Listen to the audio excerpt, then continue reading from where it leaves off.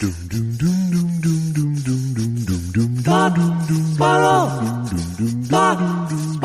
2 Jews, 2 mics, 2 hours, starting now. Hey. Good morning. Everything sound good? Stop saying it. If it didn't sound good, you would say it. Yeah, there's always kinks in the slinky. Come on. You know that there's always kinks in the slinky. How come I'm born from New York City. How come I'm not walking around saying everything's got a little strategical piece off the board? Everybody, you know what? We're working with less than a full set of pawns today. You know what? They always have this too. Who's they, by the way? The people from the South. Okay. They're stronger than an animal doing something like that. Right. Andy Kindler's Southern templates. That's right. That's right. I've always told you, Josh, I supply the template, you supply the funny. Sure. Which show up. I saw Joe Madison the other night. Nice. How did that go? It was very nice. Good. Very nice. What do you go? First of all, and I want to make this suggestion to you and to anybody out there. Never work with your friends. I think we've proven that, right? I think we have. Yes, you and I have proven that. Yes, we've stuck together, but we've almost stabbed each other to death, right? Yes. Not really. We're loving people. No, it's just that when we fight, we have an appointment to talk the next time. Yeah. So no, it was good because I went to Omnipop Showcase. I'm not going to brag. I did an Omnipop Showcase. I actually did know all this, by the way, because I talked to Joel Madison. Yeah, I figured you did. I figured he was calling you Saturday night late. No, but he's a sweet man, and he's a very sensitive man. He's a very dear friend, and so are you. I'm glad you two can talk again. Yeah, but I think time. Look, you know how you say. First of all, it was never a grudge. A grudge is reserved for Adam Sandler. Okay. And that type of thing. It just was an unpleasant thing that's now passed. Yeah. It was a weird thing for me just because I was from where I was sitting. I was going, please don't do this. Please don't do this. Please don't do this. Oh my God! Why couldn't you have said what? Do what? I would have said do what? We don't even know what we're doing. The musical guy who was going to write the music for the thing was there Saturday too. So yeah, we all sat around and sketched out. Oh. You know who was there? Who was Oscar Nunez. Who's Oscar Nunez? Oscar Nunez is a very great actor. He's a client of Bruce's. He was in I think it was like Reno 9. He was in a million different things. Okay. Oh, he was in The Office for years, The American Office. Okay. He played the part. And he was there last night. 2 nights ago. And he comes up to me. First he said it to Bruce, but he said, is Josh here? He's a big Thought Spiral fan. Really? He's a big Thought Spiral fan. No. Well, I'm only exaggerating. Maybe he just likes the show a little bit. But I'm saying he's a big Thought Spiral fan. So all right. So let me just fix something there. Say Oscar Nunez was there. Oscar Nunez was there. Oh, cool. I love him. Right, because you would have known that he's a fan. I hate the word fan, but I think you know what I'm talking about. It's not like people would buy T-shirts. But but then I just thought it was funny because he thought you would, because we're partners on the podcast, that you would be performing with me on every show. How could you not be with your podcast? That's what I used to think. How could he not bring me? And then you just kept not bringing me. So, well, also, you expressing the fact that I hate stand-up also affected my choices. Yeah, I don't hate it. You don't hate it. Why do I have to bring it into something that's worse than it is? Because that's what I do. No, but if I'm not performing, sitting at a stand-up show is not my favorite thing to do. Right, hanging around. Yeah. No. And I know Bruce wouldn't touch me with a 10-foot pole, so. He couldn't reach you. How was the Omnipop roster? It was actually good. It's so interesting to me. First of all, I think that on some level, by now, stand-up is going to be so fucking great that you won't even be able to watch it for a minute. But it's like not like that. It's the same thing as it always was. There are some people who are funny, but they're green or whatever, and they're going to develop. but it made me feel like it's like a competitive thing. It's not like I have to feel like I can do stand up and not everybody can, but not everybody can sometimes. Right. So it just makes me feel two ways. Like I pick something that I'm very good at, and then the other thing it makes me feel is whenever I watch these new people, I don't know how good they're going to be, and they could be great. Sometimes you can tell someone's going to be great. Absolutely, yeah. Like when I saw Tig many years ago, and she didn't have much material, but she was great. Yeah. So and sometimes you just go, all right, you know why a manager sees the persona there or what they could be, but this place called Kookaburra. I don't understand the Highland and there's got to be a cross street. Yeah, several. Hollywood? Sure, that's one. It used to be Hollywood and Highland. Wasn't that the name of it? Hollywood and Highland? No. Now it's called the Ovation Club. Oh, say. But I always feel like these things are that everything that's built in there is going to change every 6 months until the whole thing closes or something like that. That's what I think. Also, I love my manager, Bruce.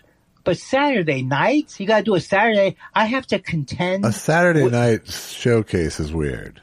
It is weird. Yeah. And I'm going right by your heroes, stuck in the traffic of Eric Clapton and Jimmy, your hero, Eric Clapton, philosophical hero. Sure. And Jimmy Vaughn, who I know the name, but I'm not sure who he is. He's Stevie Ray's brother. Oh, really? Yeah. He's probably good, right? Yeah. Oh, yeah. He's probably good, right? He's good, right? All right. So, so you go down there and you go to yourself, I'll tell you two things. We almost went to the Mets game today, but the other thing almost means that we didn't go. But, was there an invitation or were you just like, we should go get some tickets and go? What it was we've done this once before. We got tickets and to see them in Anaheim play the Mets play the Angels, and then we couldn't go, so because we had to go down to San Diego because you'd have to drive to Anaheim. So this time we never really said we're going, but Susan's like crazy about the Mets. Sadly, it is sad, really. Ultimately, in a disappointing way. How could she side with the Mets? Come on. She loves them. She's from California. Come on. You know what? In fact, how could you side with the Mets at this point versus the Dodgers? Look, I mean, look, the town that ruined you or the town that built you up? Come on. So you're saying being raised in New York ruined you? Yes, that's where all your damage comes from. It's not LA damage. Well, here's a couple of things. Here's a couple of things I have to tell you. I began to love the Lakers more than life itself in the 80s. Yeah, I've said that many times before our big basketball wars. So I ended up liking the Lakers as much as the Knicks then, but I've never liked the Dodgers as much as the Mets. It's just first of all, when you're formed and when you're a kid and you actually like the song and sing it occasionally, meet the Mets, step right up and greet the Mets. First of all, which is a great rhyme. Yeah. Bring your kiddies, bring your wife. Guaranteed. Would you rather sing that or rolling down Imperial Highway? No, that's bad. Big nasty right at my side. Santa Ana winds blowing high from the north. We were born to ride. Come on. Pacific. Does it say Pacific Coast Highway? What are all the things you get? On the west side. From the west side to the east side. From the south to the valley. Everybody very happy. Cause the sun is shining all the time. Looks like another perfect day. I love L.A. But as I always said, in L.A.'s defense, they know that's a sarcastic song. Sure. People who cheer for that song. That's why it's so great that it's the victory song for every team. It is. So the bottom line is, I like to watch the guy who's possibly a cyborg. Would you say the giant guy is a cyborg of some type? He's not a cyborg. Are you sure he's a human being? Did you see how tall he is? He's 6'4". It's not like he's a giant. I don't believe he's a 6'4". point guard. 6'4". I don't believe that. I do not believe that. Do you see how tall he is? They have to bring 6'4". No, but do you know how they have to bring in that extra strike zone? Does the strike zone change? The strike zone is based on the batter's need. So those things that they show you are not good. They're not exact. They're not exact. But the width of the base is right. I understand. I mean, I understand certain rudimentary concepts behind every sport. It's hard to know. It's hard to know because even when I say I know it, I'm like, I love to play the dumb guy. I used to hate it. Now I am the dumb guy. I'm going to be like Jerry Lewis 2 years from now. That's all I got. I'm not asking you to write a tease. I'm just singing for a second. Jesus Christ, does everything have to be turned into a bump? A bump? What happened with where I got upside down? You were starting to say you were going to go to the Mets game today. That's really that's fine. But I wanted to say, what was I upside down on the line about? It was the this is a social thing. I just show a photo of glazed donuts like at Cinnabon, right? And I go, here's a nice package of type 2 diabetes. Who would know I would get people go, that's not the way you get type 2. Basically arguing with me as if they're arguing like you can't prove that cigarettes cause cancer because you can't, remember that argument? Because you can't have a 1-to-1. Here's it, and now the cancer. So they're saying, and so I was in a maelstrom. Isn't that what you responded to at one point? I did. I posted the I have type 2 diabetes jingle for you. But I mean, I got upside down with this guy I've been following for a long time, but he's just like, you don't have to be, this is my favorite one. You don't have to be so flippant about it. Yeah. It's my diabetes. That's right. Can I be as flippant about my diabetes? If I was on there making ALS jokes and going, oh, look at that guy, he's got ALS, I'd be Trump. Right. Right. Oh, I thought that would get a laugh. But it's not a laugh. For me, you thought it would get a laugh? So, this morning, it's Susan Malden's wonderful birthday. My lovely wife. Today is? Yes. And mine is Wednesday. Birthday. Right. Yeah, people forget because they consider me the star of the household. She gets short shrift. I do not think what? That. No. So, and I'm not going to say how old we are. I can say how old I am. You said it last week already. Okay, we're exactly 1 year apart from each other. Right. Emotionally. And you're 68. So it's her birthday today. So it's going to be, and so I wanted to I forgot, there's a couple things I have to do. I have to buy a card every year. It's not, what do I say I have to? We don't do gifts anymore. What we do is something, whatever fancy thing we want to do. So one of the fancy things we were going to do is go to the Mets like game. In Victorian costumes or something? Are you making fun of my Look Renaissance? How fancy I am. Are you making fun of the fact that I was in the Renaissance Fair for years? No, I'm that's the only thing I admire about you. Well, so tell me you don't have a screw loose if you're walking around all day like, hi, father. Oh, hello there, schmipple. I know that's not the proper language. Not so good. No. Is it supposed to be the Italian Renaissance? It is not, no. Is it the Renaissance? Well, how did they get started? Very bored people? Yes. Did something? Yes. So it's better than, what's the one where they eat with their hands? It's better than medieval times. Probably. No, it's the same. Bullshit. You've never been to one. To a medieval times? No, I have not. No Renaissance man. Yes, I have. I've told you. You have. I worked at one for a few little bursts, but I wasn't like part of the fair. I was part of a charity booth. Wow. And was it awful? Is it truly awful? And are people all dressed in petticoats? Truly awful is in the eye of the beholder, obviously. But truly awful is the Hermosa Beach Arts Fair. It is. It's not a place to bring your irony. But I would think those people would be slightly sarcastic, but they're not. They're not sarcastically. No. But they have their whole, the people who work there have their whole subculture worked out. Right. Right. And I think there's lots of fucking at night, and I think they got their whole little thing down. So they really enjoy it as a young people. It's a young people's game. I don't know if it's not that much a young people's game, but it is, it's a lot of women with cleavage. Yeah. Before cleavage became popular. Right? Right. Like on the housewife shows, they're, I'm saying it's like leaves nothing to the imagination. There's a lot of décolletage. Is that like stuff that you put on top of a thing? No, that's the actual presentation of the. Oh, you call it the décolletage. Of the wawas. Are you talking about when Jackie Gleason got in his raccoon outfit? Is that a decolletage? Yeah, sure. Okay. And do they fight? I mean, what do they have? They have do they do Shakespeare? Tonight at the Renaissance Fair, Shakespeare, Henry III. They don't. No. They live it. And they have jugglers. There's absolutely some jugglers walking around. Sure. Nothing wrong with a juggler or two. There's a couple of confused people going, "You're a wench," and they go, "That's medieval times. You can't even get they got the wench thing going too." So we were going to go to the. We were thinking about going to the Mets game. We did this once before. We couldn't go, and it's like So I found probably like $300 each for a ticket.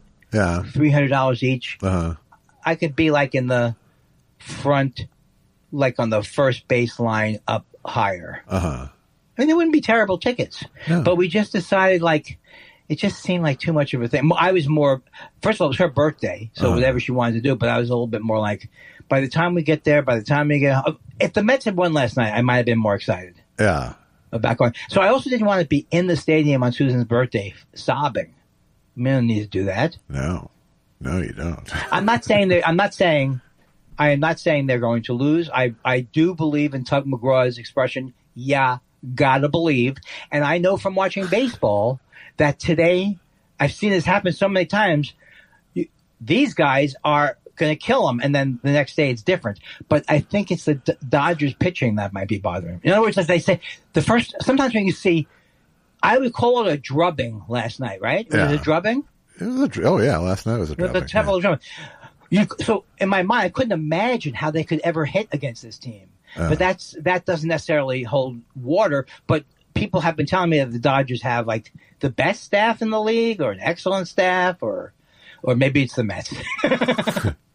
Well, no, the Dodgers staff is their starting staff is fairly decimated, but right, because of the injuries, right? But their combination of a lot of relievers have now gone 33 innings scoreless in a row. Oh, right. Okay. That doesn't necessarily happen, but that doesn't have... Which is a major league record. It is in the postseason? The postseason record, yeah. Fuck this noise. I don't want this shit. Fuck that. All right, well, I'm still holding out a hope, but I'm still glad that I didn't actually go to the game. We both were kind of glad we didn't go. First of all, we're watching the game. I kind of wanted to go, and now that I see it's an overcast day, I even wish I would have gone more. Oh, you were going to go too? I was thinking. You're not a Dodgers fan. I am a Dodger. I'm not like a huge Dodger fan, obviously. You changed to the Dodgers this week just to bother me. No. I was trying to support the Mets until it became versus the Dodgers, and then it was over. My nephew would have supported them against the Padres. Right. And my nephew says he's going to root for the Mets, hoping for a Subway Series, and then I'll switch back. The thing I like about the Dodgers, in terms of L.A. I'll go and I'll be back. Right? Yeah. I'm just kidding.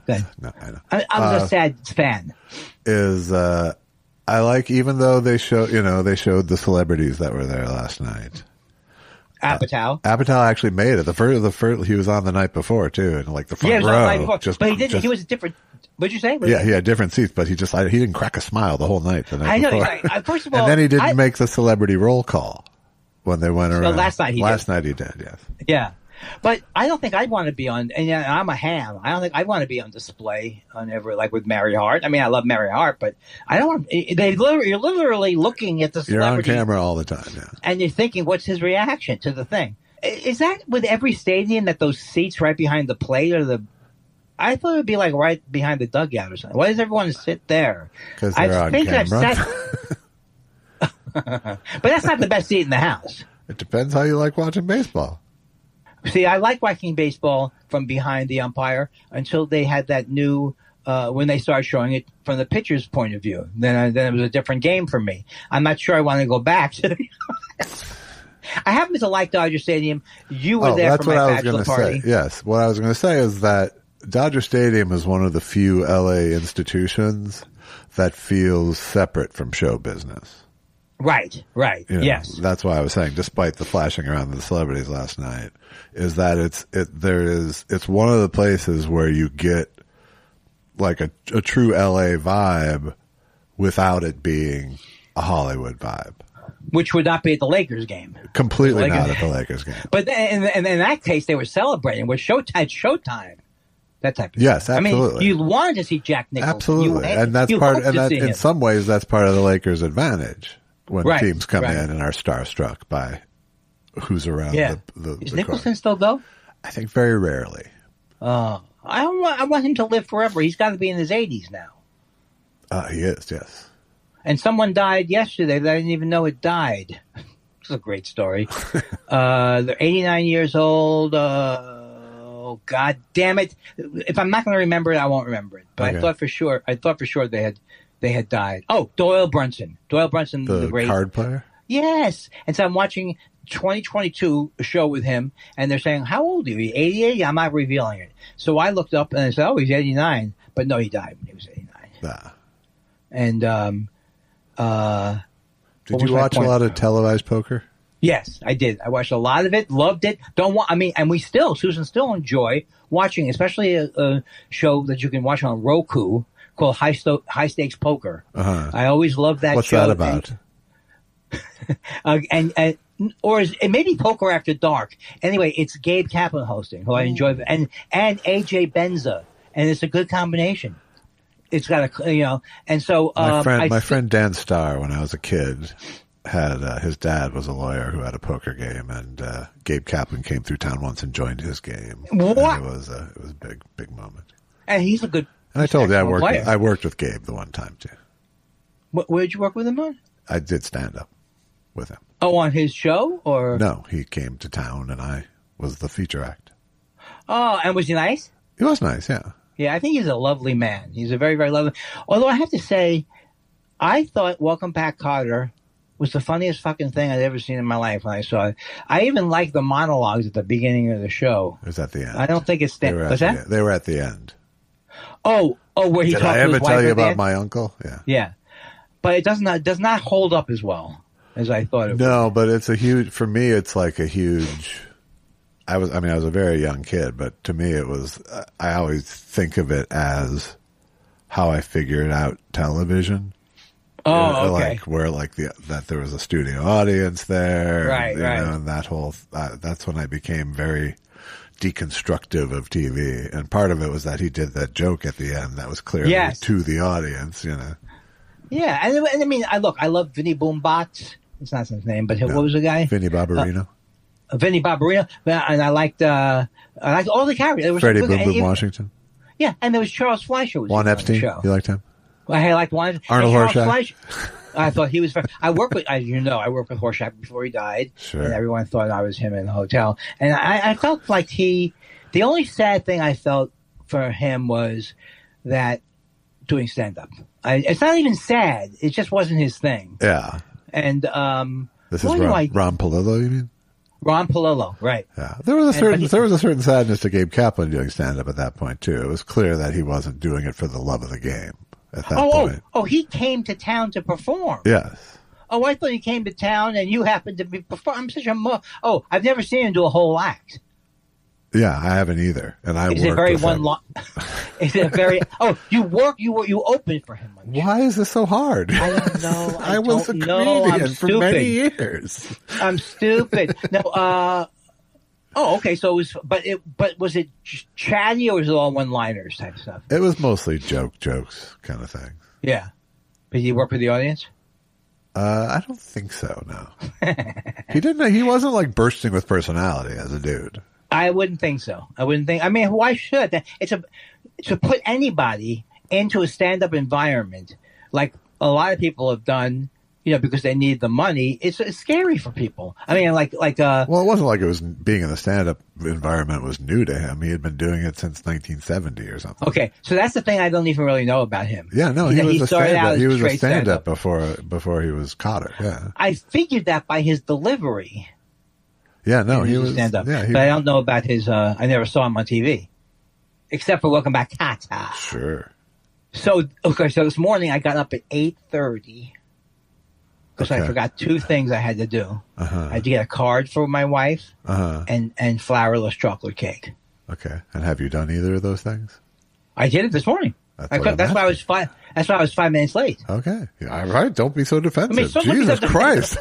But they always say when you leave in the morning, sometimes I haven't even been able to get out of my building in the morning. There must be a holiday today or something, because I was able to go down Ventura Boulevard, and you would think it'd be Monday's less crowded. Wake up, sir. It's Columbus Day.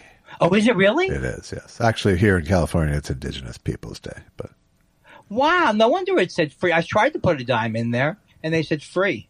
Free all day. Does that mean the banks will be closed? I think it will. Think it will. The banks close. What is the deal with these banks? They close when it drizzles. I spent maybe 30 to 40 to 50, I would say 200 hours of my life waiting in bank lines. Really? Yeah, similar lines. I used to hate lines. My parents hated lines, and it would be like the worst thing in the world. So I don't know why. Now I just realized why. My parents probably hated taking us out anyway. It was a pain in the ass. Like I was at the other day going to the Omnipop thing in the Ovation Club, and this baby was wailing, and the mom was, but that wasn't my mom. My mom was not. I'm telling you right now, I had to have gotten trauma from my mom going, put him in a cup. Well, she wouldn't say it to my father, but we wouldn't go, first of all. We probably wouldn't go. If you started crying, she'd spike you like a football. But I realized that, oh my God, it's hard to be a parent. And I'm glad, obviously at this point, I'm glad I wasn't. But I think the OCD combined, I think the OCD would have been the hardest thing for me, because all day long I would have thought they were poisoned. I guess it would get better. Maybe, yeah. I mean, you hope. But I think, hold on one sec. Do you mind if I? No, take your time.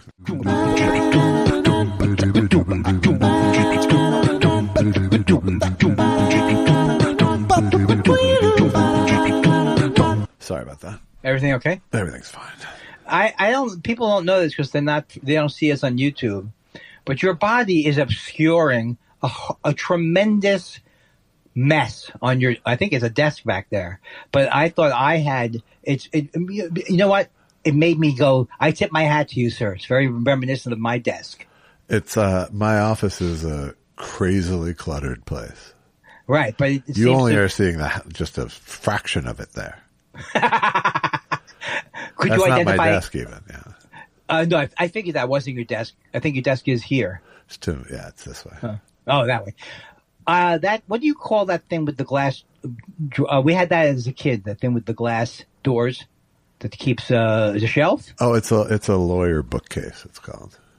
Oh, okay. My parents had the same thing, but like an antique version of that. So it probably wasn't a lawyer's bookcase, but I love those. Yeah. Keeps everything inside clean. It's like a 1950s lawyer bookcase I got. And did you get that from your dad? Yes, you did. I did not. Oh, but my God. I got it with him in mind. So, I again was not able to not get depressed. Very depressed. But both Susan and I are grouchy. I say, about the Mets? Is this the Mets? Well, we don't know. We're just getting grouchy. Go, no, she wasn't even grouchy. I just saw her like slumped over. That's what it was. Yeah. The Mets. It's the Mets, right? She goes, yes, it's the Mets. It's hard not to. Now, if they win, and I still think they win, you got to believe. It's so foreign because in our house, just no one gives a shit. But Allison isn't a sports fan, right? Not at all. No. Yeah. No. She liked when we went to basketball games. She liked that. Oh, how come? Because she was compelled by it. Right. You mean you compelled her to go? No. Yes. I went to a Lakers game with Zach once, and I caught, by the time I was done, I caught his claustrophobia. First you think it's great. You're mobbed by 7,000 people. That's going to be fun. It's not as fun as it turns out to be. Yeah. It's like once when I went to Vegas. Was he mobbed by people? Is that what you're saying? Yeah, pretty much. But he stayed away. But we were sitting in the front row, or wherever we were, or close to the front row. And then Adam Sandler came over. It was a very embarrassing, weird thing. But he doesn't like that part of fame. He does not enjoy it. And because think about it, people at that time were running up to him doing lines from The Hangover or whatever, the Wolf Club, right?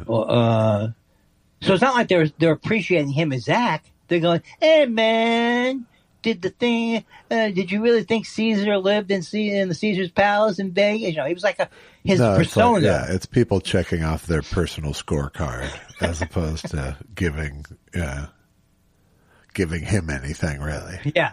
But it was still, I felt fun. And, of course, we did the thing where I did get into the either Zach Galifianakis at the game or Zach Galifianakis with friend. Oh, that's good. Yeah.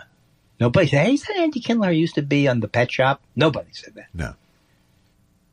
The thing is this. The idea of being recognized and of going in and getting the best tables and everybody knowing who you are, it sounds great. It's hard to believe but you know it's not going to be great. It's not going to be great. Yeah, it doesn't sound great to me at all anymore. Obviously there was a time where I was seeking fame in an active way, right. You know. So it did obviously at some point seem great to me. But having witnessed it for 30 years in various forms, yeah. And I don't know. I hate celebrity so much right now. Right. Just because of how it's hollowed out our culture. Yeah. You know? Is there anything particularly now that's bothering you? Just the whole idea just of it? Everything, you know? And even just, it's even people with merit whose fame I'm sick of. You know what I mean? It's not just the famous for being famous people. It is the worship, the canonizing of celebrities as a different species of human being. Yes. And the toxic effect it has on everybody involved in that. Right. But you're talking about especially the person, you know. Right. Especially, you're talking about Adam McKay mostly, aren't you? Yeah. That guy is like a monster. Yes, that's my model. Yes, that's the model in my head. No, but you know, it's all of my personal failure and success aside, kind of. Right. You know, I mean, it's easy to go, well, you didn't get it, so therefore, you know, but I don't feel like that's what's motivating my feelings, you know. Right. No, I think you're right. And back in the day, you know, when I had that falling out with Adam Sandler and everything, I was desperately wanted to be part of that. I mean, I didn't want to be part of that because I didn't feel like it was my thing, but I would have loved to have been all of a sudden one of Adam Sandler's pals. I'm so glad I dodged that bullet because, but it's not a highly respected rat pack. No, you know, if I understand, but it's the, you know, it's the same feeling of any showbiz FOMO. Yes. Why is it not me in that blank? Well, especially when the alternative scene took off. When the alternative scene took off, I should be very happy with everything I accomplished, but I'm going, I didn't get Mr. I don't have a Mr. Show. It's like just a human thing. Well, also I wasn't making money. I think when you're not making any money, right, and you really don't know if you're going to work next month. That doesn't contribute. It's harder for you to be happy about everybody doing well around you. Yeah, you never feel bad. You never got the giant check for anything. No, I don't think. Oh, that would be $1 million or something like that. Right? Yeah. Well, I got $22,000 a week on Raising Dad. That was the most I ever got paid. Right. And they were supposed to use me for 10 out of 26 episodes, but maybe 12. They kept it at 10. Yeah. Did they do 22 episodes? I think they did a whole solid year. Yeah. And did they do 2 years? No, I don't think they did 2 years. But it's like if you when Susan and I were at the sushi place, sitting next to George Clooney, it was exciting. I mean, not for me, but it was okay for me. I was excited, but Susan thought he was very attractive. Yeah, George Clooney. So those type of things, or when you meet somebody and you have a talk, those types of things are great. But other than that, but the same thing is like George Clooney's at the table next to you, not at your table. Yeah. But at the table next to you. No, he's right next to me because I'm at the sushi bar. Not whatever the case. I'm not talking about your story. I'm just saying, right. You know, for anybody that's the case.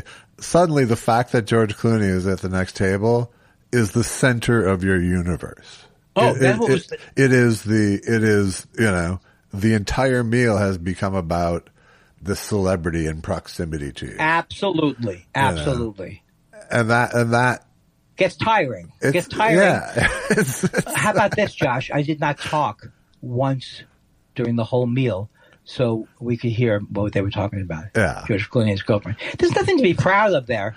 But I admit that I've fallen prey to it. I don't know. I haven't like sat silently so I could eavesdrop like that, but I have, but certainly. Oh, you didn't mean to. Did I say you tried? We didn't eavesdrop. I don't know why. Yes, you did. You did. You totally did. 100%.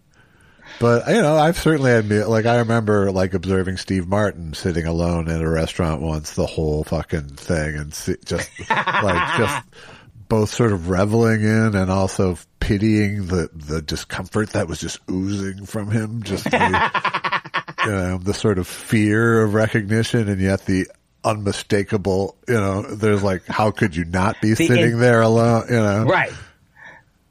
Yes. I do feel bad. Here's the things that I feel bad about. I feel bad that when I was at Mohonk and saw Paul Simon for 4 days with Lorne Michaels, one of my heroes, and he's walking by me, even kind of waving at me. Right. He acknowledged me. Okay. But I couldn't go up and say. But why? But what if you had? Yeah, wouldn't have been what certainly nothing about that would have been meaningful to him. That's true. I imagine. So all you would have been able to do is just check your little scorecard and say, "I talked to Paul Simon," but there wasn't any meaning to the conversation. That's right. That's right. The perfect scenario would be you're at a restaurant. Somehow you get your wisecracks in there, and Paul Simon goes, "What the fuck? This guy is on fire." And then what's going to happen? Am I going to go hang out with Edie Brickell and him? Right. And this is what I think is the magic that's involved in this. That's why I don't think you ever have to regret I didn't go and say I love your work to the. I think you're right. You actually make me feel much better about it. But again, it was for me. I thought my life would be somehow better. Right. Exactly. If I had, exactly. Yeah. And why is that, what kind of tribute is that to someone who you respect greatly? Yeah, it's not good. The best thing is but even when I worked with people like Joe Mantegna, I got to work with him on a thing. So I always we're back. It was just a small thing, but like we're in the dressing room or something, I'm thinking, oh, that's going to be fun. But that's not going to, you'd have to be in a movie for a couple of weeks and have an actual thing start that, but even that, I'd be going, I'm going to be with Bob Dylan the next 2 weeks. And by the end of those 2 weeks, you're still having this expectation that your life is going to be changed somewhat. Right. Or you're going to be better because of that relationship. Yes. And of course, him saying, if Bob Dylan said, Andy, I've written more songs than I can imagine, but the amount of material that you come up with, I'm amazed. I bow down to you. Right. I don't know what you're going to do there. It was even harder when I'm listening to this, to the Grateful Dead book, which is really, it's called Fare Thee Well. When I imagine what must be really painful are these like jam bands that jammed with the Dead, and then the Dead would use them sometimes, and he used Trey Anastasio from Fish, which I don't know much about. Right. But I could really feel those guys. Not that I was in the band, but those guys pain of Trey Anastasio. You had to learn all these songs. I just imagine how much pressure it was on people in the business, especially musicians. I always wanted to be a musician and a professional musician. There are so many things that I don't want to deal with that are involved in it. You know what I mean? Just the tuning of the guitar, the futzing around with the equipment. Yeah, but it's not for me. If you're successful, you don't do those things. You have techs that do those things. I think Bob Dylan is one. I think Peter Rowan. These guys. Some of these guys. Maybe not Bob Dylan, but some of these guys just carry their guitar everywhere they go, and they are strumming. Well, maybe not. No, I mean, if you're on a real tour, you have techs. That's true.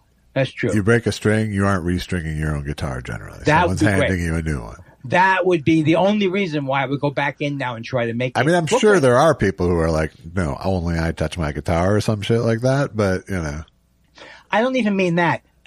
change the topic. But you're not, it goes way beyond that. You don't love it. You don't love playing. I don't love it. I did as a kid. Yeah. I did as a kid, and I don't love it. So what I'm saying is not just that, all the stuff, unless you play guitar every night and you're completely comfortable with what you're doing, all of that stuff would get in the way. You know what I mean? All that stuff that you don't have to quite worry about with stand-up. I don't know what I'm proposing. Well, yeah, a 3-day trip? Well, yeah, because it's like it's like a fantasy camp scenario that because you don't become, a veteran musician in a real thing unless you are that guy. So there's not going to be a situation where you're plopped down with your current skill set and disposition into a situation. Well, no. In fact, what depressed me, because I wasn't aware that I involved my whole ego in it, was I wasn't a guitar virtuoso, and I had no interest beyond just wanting to do it. Right. I had no interest in the years of scales and all of this stuff. I had no interest in it. No, this is the story of my life. The difference is that I don't walk around thinking I could have been. Well, I'm only doing that on the podcast. I've taken the podcast as a kind of like what could have been for Andy, but you know what? It's because it was still such a big part of my life. Not I played a lot of music in college and everything, but just all the personalities, and I really loved all the things about that. That's also true with stand up. Yeah. I don't know what I love about it really. But I don't like the idea. Like, I wouldn't even want to be a comedian who had many light cues. Right. So I don't like the idea that you have to control, that these things can get out of control. I like it just me and my microphone and nothing to say. In some ways, I think that's true of a lot of comics. I think a lot of comics come to it for that thing, is that it is the ultimate control art form. Oh, yes. Stand-up it's is. you. Yeah. Well, I'll tell you that. You know that. If you'd been in a duo, you would know that. Because in a duo, you're like, what the fuck am I doing? It's like all you're conscious of is how hard it is to perform with someone, and that there's going to be no money in it. Right. And so it's nothing like doing stand-up. It's like this podcast, kind of. That hurt me. Well, many things you're the one who laid it out there, like starkly. I think that you're intentionally hurtful. Where sometimes I will say things that maybe get on people's nerves. Yesterday I was in that I am the most annoying person in the world. I didn't communicate to Susan, but I had the motor mouth. I did. I had the but the motor mouth. It's like I've been in social situations. Why won't that guy shut up? And it's me in this particular case around the home. Yeah. I think it's the nervousness about the Mets that I'm making conversation about everything. This is. I know if we're driving to anywhere of consequence, he comes out. He does? Yeah. The motor what do you mouth. mean? The motor mouth who can't shut the fuck up. Oh, you should tell me about that. Okay, tell me about that. Because I'm not so far away. I have. Yeah, I'm trying to get I'm going to read every sign out loud, for example. Right. So, I mean, it's annoying, but it makes one wonder, why would you go repeat with that? Why would you continue that friendship? That's my fear. Oh, okay. My fear is, why would anybody want to be friends with me? I'm defective. I'll tell you why. Because I can go, what the fuck? Shut up. Okay, that's true. That's true. And also, I'm aware that I'm wearing. Yeah, no, without self-awareness, I wouldn't be your friend. No, I think that's true. Right, that's true. In other words, yeah, I can see that. I was going to say something that Josh Mankiewicz put out I want to see Josh Mankiewicz again, of course. But he puts this thing out. He goes, we're doing this story tonight. And then the other 2020 or whatever it was, 2020 or 40, he goes, they're doing something we covered 20 years ago. Yeah. I thought that was weird. It's just a little weird. We went up and we know about that. We talked about that murder forever. They're picking through our murder entrails. So that was funny. I thought that was a funny thing because it was like the murder slag pile.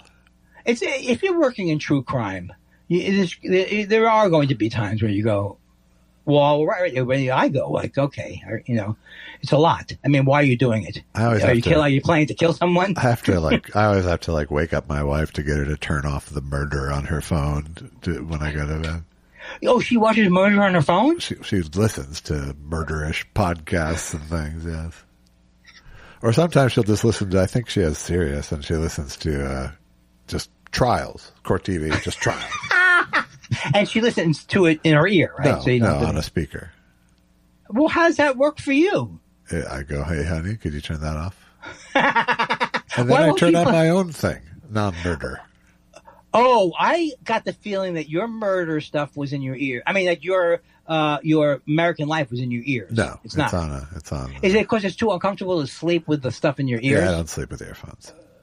Okay, I've tried it a couple times. I would, but they either, if they're AirPods or whatever, they pop out. Yeah, I have to find them in the morning. So that's a no-win situation. This is the thing where you guys should have some kind of soundproofing. No, but she doesn't. It's not a problem because she doesn't care. I mean, it's just what she's listening to. But she goes to bed like 3 hours before me. So. And does she not have a problem sleeping? Huh? We both have problems sleeping. Me and my wife. We've had problems sleeping our whole lives. And is she a pretty good sleeper? She's okay. It's like my image is like Julia Sweeney, for example. I had a crush on Julia Sweeney many, many years ago, and I would never have gone out with her because she gets up at 5 o'clock in the morning every day. Yeah. 5 o'clock in the morning every day. And how do you deal with that? How would you? She's literally up and going, and so I don't think I would ever. Well, I don't know how I got in that part of the conversation. I don't know. Weird. I don't know this fantasy life you were living with Julia Sweeney is. No, but it's just like. I think. Okay, well, it's just like we never dated or anything. We were just friends. But I was thinking, if I dated her, what would it be like? And I was like, I couldn't do it. It's just like too much NPR, too much getting up, and the early in the morning. That would be the big thing. Yeah. Because now I get up earlier than Susan, but it's not like we're on a swing shift or something. Right. I get up earlier. I go to bed later and get up earlier than Allison. And well, you are truly a rebel. I leave the room. It's not that hard. No, I guess like my sleep cycles are like some weeks I'll be like, I got this mastered. This is no problem. Yeah. Why did I ever think this was a stroke? And then 5 days later, I am sleeping. I am trying to sleep. Hi. I guess if I stopped talking in my head, it would stop. Yeah. Because the thing about when you close your eyes and go out has always been the hardest part for me. Yeah. Call it like falling asleep, you mean? Yes, falling asleep because I'm always aware. Are you going to fall asleep now? Yeah. You think in a couple of seconds from now? You have a built-in thing with the American Life. Because it's not American Life. Usually, most nights, it's not American Life. Okay, I'm sorry. There's only one a week. And secondly, okay, and I'm very sorry because I know you like the show. I know. It's just not, it's weird, like some things stick with you forever and some things pass through like they never happened. And so I was using American Life as an example. Hi, I'm Ira. Well, also, but I have my attitude towards sleep is first of all, I don't go to bed until I'm ready to nod off. Secondly, I don't stay in bed if I'm not sleeping. So, that's great. My whole thing is you just can't fucking catastrophize sleep. Right. If you get crazy about it. Yeah. You just stay up then. If you can't go to sleep, you just stay up. Yeah. I used to think that'd be the greatest thing in the world when I was a kid. I'd be up all night writing things or something. Yeah, I was. I mean, as a kid, I was a pretty insomniac-y kid. So you didn't. Well, I thought all kids at one point need 12 hours a day sleep. But this is older than that, right? I was older than that, but yeah, I didn't. I still didn't get enough sleep. And did you hate going to sleep? I don't remember going. I remember as a kid because I thought I'd be missing something. Yeah, and did you have in bed by 8:30, lights out by 9? TV. But did you have in bed by a certain time, lights out by 9? I don't recall the times, but I mean we had bedtimes up until a certain point. But it wasn't run like a fascist organization. It was not, no. And in our first house, my bedroom and bed were situated so I could surreptitiously watch TV in the living room from my bed. How's that possible? It's just a small little rambler house, no, and it's just the way it's just where the TV was in the living room because it went living room, hall, my room, right. And my bed was situated parallel with the doorway, so I could literally like watch TV from my bed. Aww. And babysitters would realize that, and they'd move a chair and park it in front of the TV. Why did you tell them you were doing it? No, they just saw you. They just saw it, I guess. I thought I'd say, don't change that, or something like that. But, I think part of me believes that there's some form of reincarnation. But the other, whatever you want to say. If we're here all the time, and we've always been here all the time, but the idea of starting again makes me miserable. And maybe it's because of the childhood I had, but just the idea of being at the mercy of my mother. Well, maybe it would be a different mother this time. I think it would be a different mother, and you won't have your consciousness. That's right. I won't have my consciousness, and thank God, because if I did, I'd be going, I've been through this shit 12 times already. I was a Brahmin. I don't know if that's a thing. I was an emperor, and now I'm a Jew, sitting around like a Jew. This is going the wrong direction. Yes, you're supposed to get less depressed. No, I consider myself the luckiest man in the world. I really do often wake up and go, how lucky we are to be living where they're not bombing us every day. But that could change. Probably not change. I don't know that they would be bombing us, but... Anybody who has a bomb. True enough. So... Well, that's something to chew on. Do you think so? You think it's something... I was going to ask you, you had a rough week last week. You didn't, nothing specific, just an annoying week. Yeah. How have things been going since then?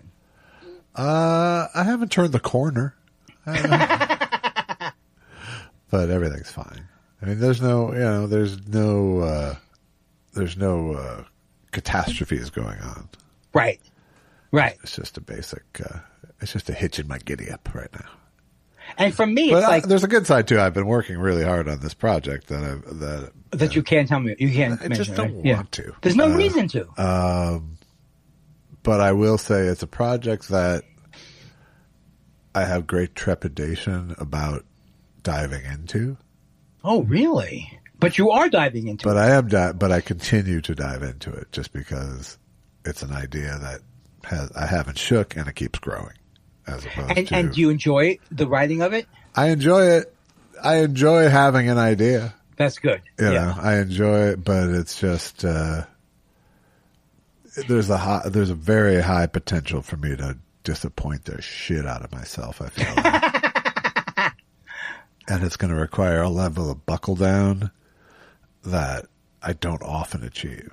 So it's wow. So it's that's where, and there's no money involved, right? Not yet. No, it's a spec. Right. It's a spec thing.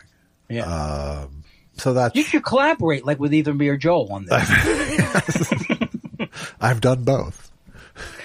Well, I'm very happy. Yeah, I just get concerned because in the old days when I would see you more weekly, I could take you out to a meal. I could show my appreciation of my love.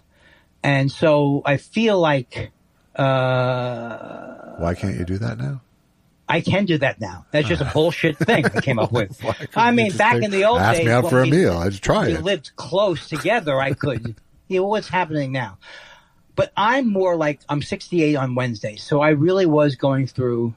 I used to say, I'm never going to worry about getting old. I'm never going to worry about it. Yeah. And I'm not as worried about it. Like, I don't care so much about how I look and all that stuff. But I'm starting to do this thing where, okay, Bob Weir has the same birthday as I do. Same birthday. He's 9 years older. All right. So I have 9 more years at least. Well, that's what I'm saying. Right. Now, if you had told me at 40, hey, would you like to be 77? No, I would not enjoy that. But now 77 sounds like a real decade for me. And even when I'm 80 now, I could think, but the idea that which I deal with in therapy is I'm scared to die, which everybody is scared to die. Right. I'm less scared to die than I used to be. Way less scared. That's good. And I should be more scared. Because I'm getting closer to it. Yeah, but I think that's, if you believe in God, I think that's part of the wiring. Right. My belief in God has... I'm not saying I do, but if I was going to, I would believe that, part of human wiring is coming to peace with death. Right. Either when you're very close to it or when it's on the horizon.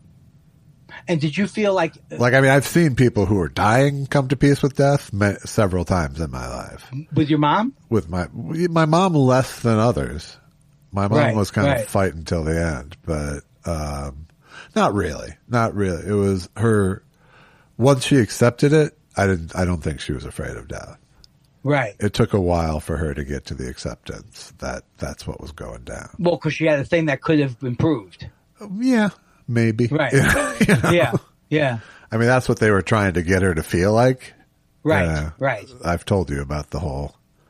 Oh, tell me that again. Where her positive thinking classes started to just become toxic, as far as I was Those concerned. are toxic. This can be very toxic. Yeah. It makes you think you're responsible for exactly. curing your cancer. It made her feel like she was failing at being positive. And I'm like, this is, the last thing you should be feeling right now is failure. You've lived beautifully, and Yeah.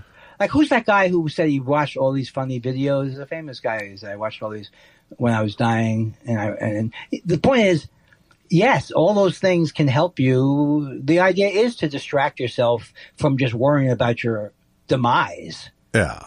But I'm trying to be, I'm hoping people listen to the show and they go, I'm going to be 40 years from now, I'll be Andy. 50, 60 years from now, I'll be Andy's age. Right. And it's nice to see some guy out there who isn't completely, nothing. I want to be a different person. I want to be like the Dalai Lama or someone who isn't overly talkative. Who says like brilliant things after thinking about them a little while. Is that ship sailed? I'm thinking.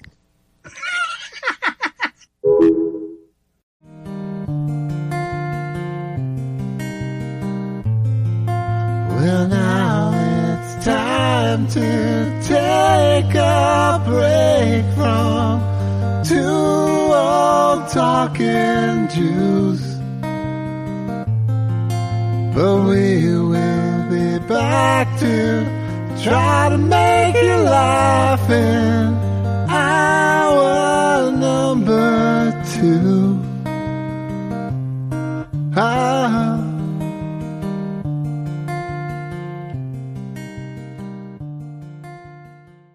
I didn't know I could be that loud. We should have a buffer thing so it doesn't come across like I'm screaming, wake up! Remember when I used to go, wake up? It was so funny. Good morning, Sherman Oaks! Good morning. Coming up on the next half hour, why you should push your girlfriend out of a moving car. Why should you? Okay. Come up with some new ones. Come up with some new ones. I know. Oh, I got a new one. You ready? Like, come up with a second band besides Aerosmith. It's the same thing. No, I got a new one. You ready? Yeah. 65 degrees downtown Los Angeles, and I got to tell you something. This I actually heard. I've done this before. I don't know. It bears repeating. It bears repeating. This is what I actually heard a DJ say on the air. Well, that was Linda Ronstadt. Linda Ronstadt's gained a little weight, but because it's Linda Ronstadt, I don't mind. Wow. That's terrible, isn't it? That's awful, yeah. And the same thing, well, that was Linda. Under what, and this was before she had voice problems, but under what circumstances, besides misogyny and hate, do you feel the need to weigh in and go, you know what? She's looking big now, but you know what? It's Linda Ronstadt. I'm okay with it. What does that mean? Speaking of big, here's some heart. I made it sound as if I said something wrong or you said something wrong. No, I did. Neither one of I us did. I kind of did. Now, happy birthday to you and stuff. Thank you. I had a good day. I had to put the actual age out of my mind because, woo, but... don't pretend that don't do an impression of me and then act like you're so old that it's ridiculous. Or not. Or should you or go further with it. Sorry, I thought you broke a hip during that sentence. Let me tell you something. This is the worst this is the worst version of me. Let me tell you something. First of all, it's not even me. First of all, let me tell you which is the worst version of you. That's for me to decide. You go ahead now. Au contraire, which means in French, to the contrary. Is this one of those things? No. Is this one of those things? One of anything. Come on, I'm begging for a new sting. I've already done. No, you did. You did. Bing bang. Now I see why we get week to week, we get 600 or 700 people returning every week, 50 or 60 people every week. It's nice to know that 10 people every week can't get enough of this, and they listen to it like they're encyclopedic. Yeah. Didacts. Is that a word? Didact? No. Didactic. Autodidactic. Yes. Something like that. That's one. Have you heard my new character? I have a new character. You ready? Uh-huh. This is the no smack. This is the paranoid. This is an example of someone who suffers from paranoid grandiosity. You got it? Okay. Paranoid grandiosity. Yeah. The FBI is tapping my phone because they're throwing me a goddamn surprise party for my birthday because I'm so goddamn great. And I'm telling you it's happening. I know it. Maybe I should have developed it more. Oh, everybody's coming. Oh, I'm getting the Comedian of the Year award from the Grammys. Well, they're not even in session. I'm getting it. Absolutely. Something like that. I think you need to explore solipsism as a premise. Oh yeah. And now, can you tell me, solipsism, is it anything like superciliousness? And not tell me what superciliousness means. Supercilious. I'd rather go with solipsism. All right, tell me solipsism first. Solipsism is the belief that nothing exists outside of yourself, essentially. I don't know. Were you talking? Exactly. So that's kind of like narcissistic personality. It's like narcissism, except it's an even greater worldview, sort of right. Everything relates to you. Okay. And now supercilious? Superciliousness, I don't have enough. I'll look it up for you if you'd like. Well, what I think it is I always do it this way because I know Latin. Super silly. It's super silly. Yeah. But never works. It's Latin. Behaving or looking as though one thinks one is superior to others. Oh, that is a very good. You know what? I like this words thing. Yeah. You always argued against it. But there's something different between someone who always seems like they're superior and someone who's just a narcissist. Right. For example. Right. I've been called pedantic online by someone, Tom Tomorrow. Yeah. Is that Tom Tomorrow? After Hillary lost, he tweeted something like, "She sucked. Of course she lost because she stinks and she sucks, and the Democrats stink and they suck." I said, "What? Shut the fuck up" or something. And then he blocked me and called me a pedant. And I guess I shy away from looking it up. I've looked it up 12 times. Yeah. Is it where you think your argument is superior, or you're going to tell people it's not good? No, pedantic is where you're nitpicking, essentially, like where you're trying to go for the smallest details of someone's argument. Yes, as opposed to what they're. I don't hate that so much compared to these 4 words. Other words, I'm going to take a sip of coffee.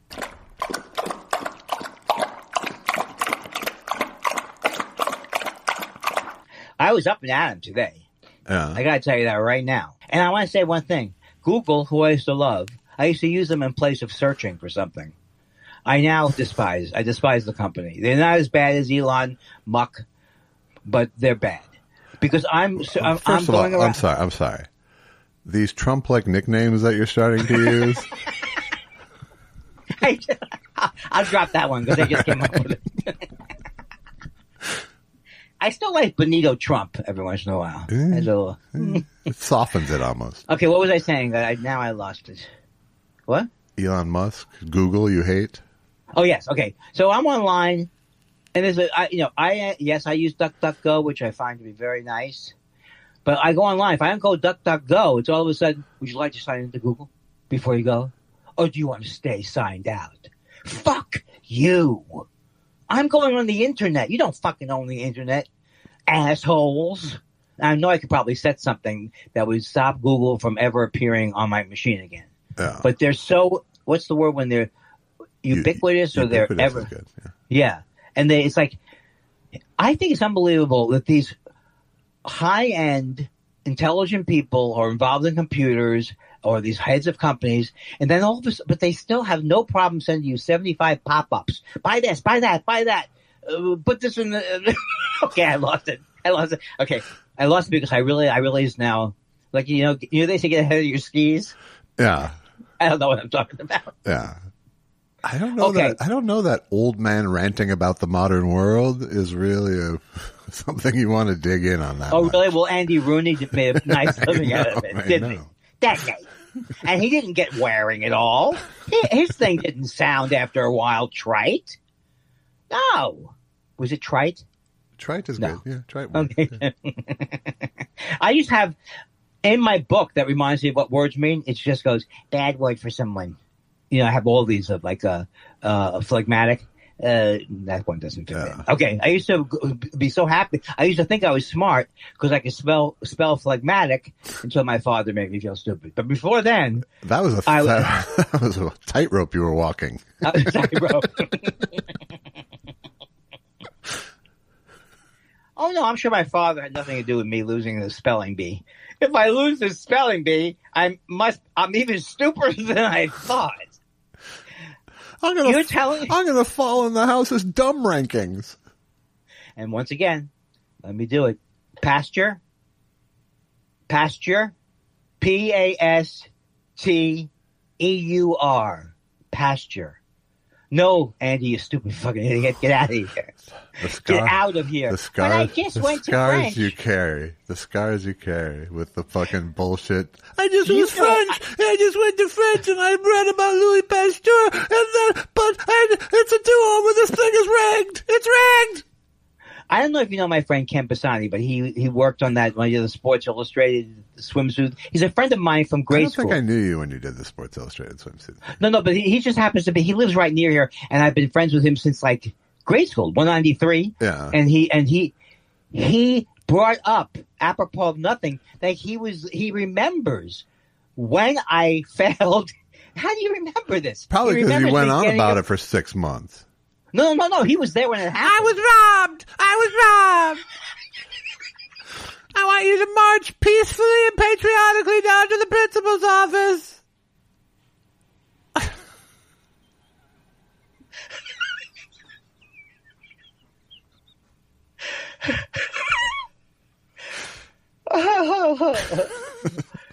Oh, that's a sweet spot right there. Oh boy. You actually made me forget what we were talking about, but here's the other thing I wanted to say to you. As if we started with a list of things, and now I'm going, here's the other one. Or not even started with, I have a couple of things. No, I started with nothing like that. But I know you. Here's the thing. I just want to talk about John Smoltz for a couple of seconds, and or you like to call him Smoltzy. I do. So here's the thing. I obviously, when your team is losing and he keeps yelling at the pitchers, don't throw that one, throw this one. You threw it two inside. I can't look. And then here's this. What do you call a guy like this? Have I mentioned that I played? Well, during my playing days, he doesn't say it like that. No, he doesn't. But he doesn't say it like that. But he has that kind of what is it? He has that kind of implication and he won't shut the fuck up during the pitch. While he's pitching, he goes, his stuff is good tonight, I don't want to watch a guy strike out, as John Smoltz is saying, and I think he should throw this to pitcher, Okay, what's your take on him? I'm saying, just give me a take. My take is for you, shut up. Mute on the wind-up. I do that. That's what we do. But I mean, you must have an opinion. I don't feel things like you when it comes to sports announcers and stuff because I'm not that tuned into the game generally. I think you'll agree. It's always half of my attention is on the game and half of it's on something else. Okay, here's a litmus test. Okay. Does that guy Buck bother you? The son of the is it Joe Buck or Jack Buck's son Joe? Yeah. Yeah. Does he bother you? He doesn't bother me at all like he bothers you. Do I? Yeah, but But can you see why he would bother someone? Not the way. Not that much. Okay, so then the doctor, my therapist wanted me to make a list of things that are crazy and things that make sense. I don't. I mean, honestly, I don't have a big problem with him. I don't. I like him. Like during a game, I don't have a big problem with him because, like I said, I'm just never that tuned in. But him freestanding in the world, there's a douchiness that emanates from him, for sure. Well, I met him. It's so funny that I was going to tell you. I met him. He's good friends with, who's the guy who, come on, Jeff something or other? Jeff? I don't know. Come on, the comic. A lot of Jeffs in the He calls himself the Grandmaster Flash of the roasts. Jeff. Oh. The roasty guy. The Grandmaster Flash of the roasts. He's the Postmaster General. Yes. And I once again, you have that special skill of making you to forget. Just it's like a radar jamming device you have on me. That once I get free of it. Right. But Joe Buck was at a thing, and he introduced me to Joe Buck. Uh-huh. And I just could tell, probably in 1 second I can say, this guy is a genuine asshole. I don't think this is not something you're reading in. He thinks he's handsome. He had his career given to him, but he doesn't realize that it was given to him. I think he does. I think he totally is. If you don't think he's aware of his legacy, you are not tuned That's true. to Joe Buck. Exactly.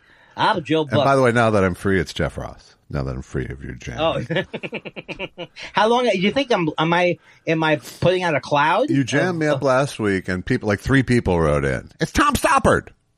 That was that's who wrote Rosencrantz and Guildenstern. Right, Rosencrantz and Guildenstern. We were talking about Tom Robbins, and I was jammed. Yeah. I was in your radar jam at that moment. But I knew it was Tom Stoppard. Well, I was also talking probably during the whole thing. You have to hear me jammering while you're trying to remember it. So where did we come at with this? So Smoltzy. So anyway, it's over because it's just going to be more me saying about. Can I just say that the Mets stranded more runners than a bus driver hired by Trump? I don't know the bus driver story. They stranded a bunch of people at Coachella because they stiffed the bus company. So they drove people out to the rally and then weren't there to take them back to their cars 6 miles away. Well, I think now that Trump is accelerating his behavior because you can't even focus on, the thing where he turned it into a music thing and he was that's going to be replaced by something, some horrible Remember racist the good old remark. days where that was 2 weeks? Remember that? Remember back in the 80s, early 90s? A story like that could last weeks. Well, in fact, he used to be on Saturday Night Live and he used to do that dance. He did that dancing thing as like a joke. It was like they were mocking him or he was doing it and he thought, so that's the way he actually dances. Yeah. Oh yeah. And he doesn't, I think the fact that I don't believe that he likes music. He must listen. See, that's the thing. That's why I really truly believe that he likes music. He likes shitty music largely. Not entirely, but largely. Yeah. But he thinks he has awesome musical taste. Great taste. That's right. Yeah. The world's worst DJ. But I do truly believe he likes music. Yeah, I think you're right. It's not like Jay Leno when he would have sports figures on. He did not know one fucking thing about sports. Right. It's almost worse that Jay Leno likes music. Right. No, not Jay Leno. I'm sorry, Jay Leno. I'm sorry. I took my targets away. Who we bashing? Donald Trump. Trump. I in no way. Just the fact that they occupy the same space in your head. Well, just because I have a lot of problems alphabetizing my grudges. All right. So, did we cover that? I think so. I think we're good. You were talking about Trump accelerating his nuttiness. Yes. Well, here's something. Okay, here's something. So, I'm watching it's called Mr. McMahon. I don't know if you've seen it. Is that it's on Netflix? It's about Vince McMahon. Yeah, I watched Vince that. McMahon. Yeah. Okay. So the thing about it is I don't really know much. I absolutely know that if you grew up in professional wrestling, it's the great. You can really get into it and cheer. It's like it's something going on that, to me, from the outside, I was like, "Why are they hitting the guy? Uh-huh. This guy's bleeding." Right, so I could never get past that. Right. But I do have a couple of friends who are professional wrestlers, and I know how much skill there is involved in it. But the more you watch that McMahon thing, it's like the worst melodramatic. It's almost as if they're doing silent movies sometimes. Uh-huh, I'm not talking about. No, I'm not talking. Yeah. Yeah, it's basically a misogynist pantomime they're doing essentially. And I would separate the things that happen in the ring, which are impressive. You know, you hit someone with a chair and all that kind of stuff. No, but all the drama, the fake drama around the ring is the misogynistic pantomime I'm talking about. And even the Hulk Hogan, right? Yeah. I mean, it wasn't always misogynistic. It used to just be stupid macho bullshit. And then as they moved into the Attitude Era. That's right. That's right. It just became awful, you know. And when I was a little, Minneapolis was one of those focal point when, you know how they're talking about the regions in the early part of it. Minneapolis with a guy named Vern Gagne was one of those tentpole cities for wrestling. So I grew up with All-Star Wrestling and, you know, Jesse Ventura and a lot of those people were, know. No wonder why he was appealing. Andre the Giant and Mad Dog Vachon, you know, it was like, but that era just before it became WWF. And, as a little kid, it was compelling. You know, I could tell even the melodrama of it. Yeah. But it was still compelling in some way. But I didn't hold on to that part of myself. So it's always weird when I have adult friends, and like my friend Ricky, very big fan of wrestling. Right. Right. You know, and I don't not respect, you know, it's like I have to respect that. Yeah. And he's not saying these are the greatest plot. The Undertaker, sit down while I explain to you the plot behind this. He's not necessarily saying that. It's almost like the same muscle that makes you like the Three Stooges or not. You know, it's, you know, if you like it, I get it. That's fine. It just doesn't hit me. It doesn't hit me anywhere. It's not disturbing to me either. It's just silly. You had a good childhood. I had a bad childhood, and all of a sudden this guy's hitting the other guy. Stop hitting mommy with a chair. I was watching with Susan the other weekend. There's a thing in one of these channels, antenna, or wrap the aluminum foil around the thing and touch it to the stove, or classics, and they were doing Laurel and Hardy. So they had Laurel and Hardy. So I watched Laurel and Hardy. It's like, I always loved Laurel and Hardy. First of all, when I was a little kid, they used to say I looked a little like Stan Laurel. But everything is, and even that gets too much. Oh, is he really gonna they get knocked out, but at least there's a certain subtlety. I just watched coincidentally, I watched the other day, like 5 minutes of a Laurel and Hardy thing. And, it was just the hackiest bullshit I've ever seen them do. They're sitting there fishing, and then the hat goes in with the line, and it's just like it was just so transparently. Think of every gag we can do sitting here next to each other on a dock, and then we'll move on. But it was all so forced and bad that you know. Well, that's because they show everything that they ever did. Absolutely. Yeah, no, I mean, it's, you know. The classics are still, the classic relationship between those two are still. For sure, a total archetype. And didn't they love I didn't see the movie, but didn't they kind of love each other, actually? I think in a begrudging way, yes. Oh, I thought they were like never even had any feuds. Oh, no, they had tension. Was it straight man? Oh, they weren't, and they were put together by others. They weren't a natural team. I didn't realize that. Yeah, no, they were a construct for movies. So they weren't looking, this is what they weren't looking for in show business. Get me another Bob and Ray. They were always looking for. No, I think they were looking for, yes, they wanted another Bob and Ray, quote unquote. It was obviously wasn't that, but they were, you know, they had players under contract and they were mixing and matching them. Right. I am embarrassed at how little I've seen of Bob and Ray, but it goes along my whole thing of thinking. Well, a lot of it was radio, first of all. Right. And I understand, and I know, but if I say, oh, I'm familiar with them, I'm not familiar with them. I know the highlights. Now, if I watched a Bob and Ray special, I've seen their attitude and loved it because I love Chris Elliott. I go, these guys are hilarious.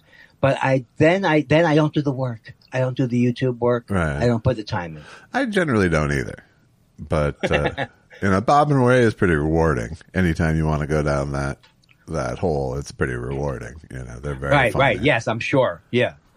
But it's always there, you know. But do you feel the same thing about like Nichols and May? I always thought, did you love them too? I mean, I wasn't around when they were famous. Oh, I know. You know, but when you see the footage, absolutely. No, I think they were doing super sophisticated stuff, you know, in an era of not so sophisticated. In an era of mother-in-law jokes, they were doing pretty sophisticated stuff, you know. Yeah, well, she was very subversive just by her personality to me. You know what I mean? Extremely funny. And I would like to see more of those. What's the matter with me? I'm like an old man king. Hello, Josh. I will be going now. Please supply me. Yes. The answer to all of this is just fucking go on YouTube, you know. You sent me that Oscar Nunez thing as the funniest thing in the world. That's right. It was a weird thing. Oscar Nunez popped up in my feed like right after we was standing there with Adam Schiff. And of course you recognize Looking good, Oscar, at the Good Neighbor restaurant. I did recognize you, yes. By the way. Okay. I'm saying you because you told me he listens. So. All right, and let me tell you something now, too. Oscar Nunez was not going around town looking for Adam Schiff. I think he used to that Good Neighbor thing every morning or something like that. And what is that Good Neighbor thing? I think I passed it. Yeah, it's on like Lankershim and Ventura. And how would you compare it to Blue Jam? I would rather go to Good Neighbor. I go there a lot. Really? I actually go there a lot, yeah. Oh, but you won't let me go. I don't go there a lot, but when I'm meeting someone for breakfast, that's one of like 3 places. Well, that's right all the way to Lancashire. Yes. Or as I used to call it, Lancashire. That's my compromise with someone from over the hill place. That's good. Okay, here's me in 1979. I came out here. I thought it was Sepulveda. What do I know about it? And people laugh. I came out here. I thought the pizza would be good. It took terrible. It took me a couple of months to realize that CYN is an abbreviation for canyon. I was reading it as Laurel Sin, Coldwater Sin. Yeah. You can't see. I believe we don't have canyons in Minnesota. Well, I think below all the surface of every human being is a country bumpkin. Mm-hmm. No matter what you think you know, I happen to be from New York City. I'm from Queens. So I know as little about some things as if I grew up in the smallest town in anywhere. Right. You just no way that you just can't know. You just can't know things, and you're going to look like a country bumpkin. And right. I think that's the name of the show, Country Bumpkins. You think? No. I apologize. All right. Okay. I forgive you. No, sorry. I was wrong. A little bit. A little bit. The Mets got beat last night. They got beat hard. They got beat last night. Bad beat. Bad beat. Now, here's the thing. The Giant, I love him. I love this show. Okay. I apologize now for implying that he was, first of all, when I called him a different race, that's not good. Not good. That's not good. But I meant like a race of giants is what I meant. I think we understood, but still, yeah. Still in this atmosphere. All right. Also, he's only 6'4". That's the thing that amazes me. He is either the most erect 6'4", but here's what I love about him. He is the hero version of me. What I do? Solipsism is here. Right. No. What I do is I'll apologize. I'm sorry you stepped on my wife's foot. I'll make sure her foot is not in the way now. That used to be me. Uh-huh. So, just so weak. Afraid, right. He hits his foul ball. He yells like 4 almost. If he hits a foul ball hard, he goes, everything, and he goes over and he makes sure everything is okay. He does it with the umpire. He's like the greatest man I've ever seen in the world. I love him. Me too. But I hope he slips. Luckily, he's on my team. Yeah, your team. I hope he slips. Hey, I watched parts of up to 7 games this year. It sounds like Martin Short in The Big Picture. I read almost all of the scripts, almost all the way through. I read most of the scripts almost all the way through, and I think the one with the young black child is the best. I still love that. Isn't it weird?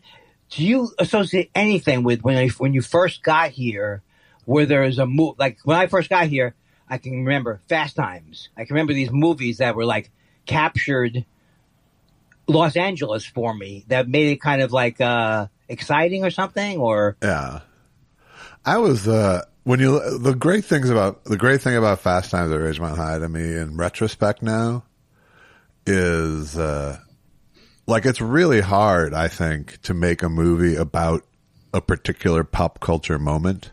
Yeah, I think it is. I see would that be hard.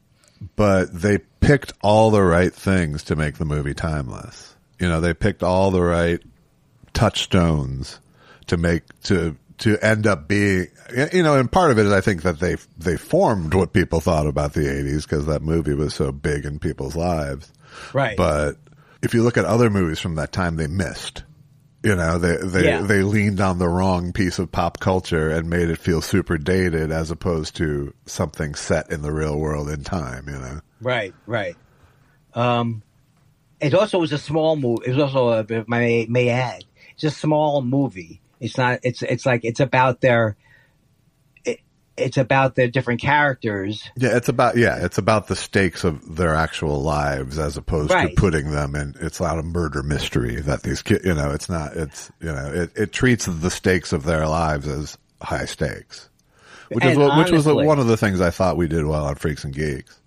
Yes. And in some way I feel like Freaks and Geeks is kind of related to that movie too, in terms of what it was trying to capture, we didn't talk about it that way, but it always felt like an influence, That's cool. Just that thing of like, if you're a teenager, the thing that's happening in your life is life or death. And and if you're outside of it, it may seem trivial, but the stakes are very real when you're a kid living it. Absolutely. Yeah. I used to think when that song, Harry Nilsson, I can't live if living is without you. I felt that way about my girlfriend Karen at that time. I was in 4th grade. I was like, she doesn't understand me, and I'm all of a sudden, I feel like I'm suicidal, but I'm not suicidal. But also, I have a sophisticated emotion of having fallen in love with this woman who no longer loves me, and we're in 4th grade. Should we call this Karen 1? No, that was Karen 2. This is Karen who I was in love with. Right, but it's Karen 1 because she happened first. Yes, it was Karen 1. In fact, when Karen 2 came along, I said, Karen 1, idiot. I said some Karen, that person early. Isn't you. It's so amazing when you have these memories. Like it's like if you said to me, you made that up or something like that. No, I know I didn't make that up. I know it happened. I have the song to prove it. But I only have a couple of memories of the relationship. Yeah. It's like, it wasn't a person I saw every day. I mean, what was I? Was a social butterfly? I was going nowhere. Right. And so where was it that Karen was hounding me that I felt that? Well, also, who knows how much of it caused the impulse to write a song? Right. That's right. Yes. But then you have to do this. This is what you have to do. This is what I did a whole bunch of in my life was like, and it was disappointing because the people, my first heroes were Willie Mays and Mickey Mantle. So I would like act out like them and play and, mimic and all this kind of stuff. And then of course, when everybody got so, taller than me and they mowed me down, it was unpleasant. I can deal with it now, but when you're just like, I want to be as good. My brother's the fastest person in our high school. What happened to me? I'm Mickey fucking Mantle.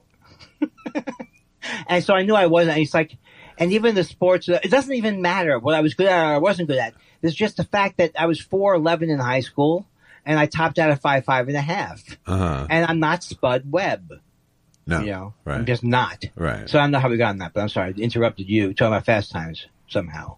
I don't know. Just another in a long line of broken dreams for Andy Kindler, I guess. Yes. I was going to be an athlete. It didn't work out. I was going to be a musician, but I was going to, come on. We all find our path. Well, no. I'm not making an argument to you that I was so close to the, I guess I'm making the actual opposite argument. I hated the idea of getting hurt on skis or anything dangerous or anything or I was terrible at ice skating and did not want to be better at ice. I had like weak ankle. It was like, I knew that the only things that appealed to me were like, I like football a lot, and I played football, touch football, that kind of thing, but you're going to get murdered after a certain murder because we were playing tackle football. Right. We played all during grade school. Tackle football. Sure. Us too. Did you ever switch to the flag? I played flag football as well. But I tried. I played every sport as a kid. My parents put us in every fucking. I didn't know league. that we talked too much about this. Like basketball. Yeah, sure. I mean, I never played seriously at any sport. You know, by the time high school came around, I did the fencing team that year, but it was, but other than that, it was like I was totally over it by that point. How about your brother? My brother, they tried to do the same thing with him. He was not coordinated at all. Right. And he just didn't. He listens to the show. He didn't like sports. He doesn't listen anymore. No. My brother didn't learn to catch a ball until college. Oh, that's sad. Yeah. I was thinking of your dad as a ball guy. Let's go out and have a catch. Well, my dad and I did, but I don't think my brother wanted to really. Oh, I see. And my brother would, like, he could throw. Like, my brother was always the quarterback if we played any kind of yard football. Oh, okay. And I didn't know. I mean, it wasn't like a Steve Martin sketch, him not being able to catch. But it was. But I remember him in college. It's like his roommate just like took him outside and threw footballs at him until he could catch. Kind of. Yeah, yeah. I mean, I think every kid. I mean, I definitely would have liked. But I should add that my best friend growing up, Craig Smith, was super athletic. So that I had, in order to hang with him, I feigned being athletic as well, Even though I was a fat kid, I was coordinated and, like I would get the occasional home run or a great catch once in a while. Wait a minute. That's not, don't just stop there. Don't just go over there. I've never had a home run in my goddamn life. I mean, I have to have it on maybe if I play on a pickleball court with a baseball. So that's but we had our little league had majors and minors. Right. I never made it out of the minors. Right. But I never. It's like the other week when I was at that Bob's Burgers premiere party, and my friend Holly and she's telling me about her kid, and he does a little base. He's into a little league and all that. And I say, at some point, I actually said, not trying to insult anybody, just basically, is this hardball? Because I never really went to hardball. Yeah. I maybe played, I was in this league called Dwarf Giraffe, and I didn't name it. I'm not naming it for jokes. And I was in Dwarf Giraffe. Uh-huh. And I think I remember hardballs for like once or twice a thing. But I never, so it's like, I wasn't trying to I was like, oh, he plays hardball. And she was like, so you were playing softball, not baseball. I did play baseball, but very briefly, and or just for catch. And then a couple of times I remember hitting with an actual ball, but nothing organized. Yeah. But except for the Dwarf Giraffes. Was Dwarf Giraffe? Okay, I'm going to get this right. I think maybe that was hardball. No, they wouldn't have 7-year-olds doing hardball, right? No. Okay, so it was softball. Yeah. Softball. Yes. In fact, maybe T-ball. No, it wasn't T-ball. When I dropped the famous story, these are two. Everything is true. They said, "Don't run." I said, "Whatever you do, kids, run around these cones. Don't run through these cones." And I ran around. I ran through the cones and lost for our Olympic team. That I did that, and then I caught that ball in center field, and it was a softball, and I dropped it to the ground, and I pretended to be knocked out. These are actual true stories. Yeah, but the second one's a good one. That's the running around the cone thing. You can drop that one. But the fucking pretending to get knocked out is really funny. I love you. You're always writing. Look, drop it. Yeah, but the other one is so embarrassing because it was the Olympics. Yeah, it wasn't really. It wasn't really the Olympics, though. I know, but they were chanting. The opposing team was chanting my name, Squeaky, Squeaky, Squeak. That was my name, Squeaky. Yeah. I know it doesn't really hold up, but the one where I pretended to be knocked out is fantastic. They actually came until they came and carried me away. I was going to catch it, but I was just in French class, and they blah, blah, blah. It's like, I really can remember, I can very clearly remember the decision to What a great fucking moment. I fucking love that.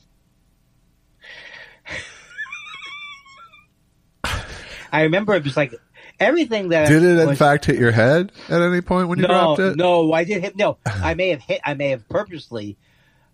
What happened is it was a thing where like soft thing, but softballs are big, and the more nervous as they come towards you, right? It's like the moon. It's like the moon crashing to Earth. So it hit my glove, dribbled out, dropped out. Yeah. And first of all, I didn't even think people could hit at that age.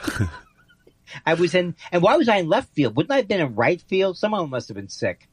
So then when it goes with the thing, I just fall hard to the ground and kind of go back like that. Yeah. You know. I mean, I'm moving. I didn't move. That was what I did. Of course. I think I started to act woozy, and oh my god! And they gave me a round of applause when I ran off the field. Nice. Was there an ER visit? Any what? Was there an ER visit? We had infirmaries. This is real summer camp. Yeah. This is real upstate New York. This is at camp. Okay. Yeah, 2 months away from home because my parents couldn't deal with. They just thought all Jewish parents let their kids go to YMCA camps so they could get rid of their kids for 2 months every summer. Most Jewish parents don't go with the YMCA, but yeah. Yeah, but my Jewish parents did, and very affordable, and whatever it was. My brother got shipped off to YMCA camp one summer, and he tried to escape. When you say shipped off, I bet your parents at least asked him, "Do you want to go?" Absolutely. Okay, but they asked me if I wanted. They brought me up when my brother was at camp. They said, "Does this look like fun to you?" I said, "It does look like fun." Boom! Next year I'm enrolled. Yeah. I like the way that violin sounds. Boom. 8 years later, I'm playing some stupid stringed instrument that sounds terrible. Even when you play it well, it doesn't sound good. If you like that kind of thing, I don't.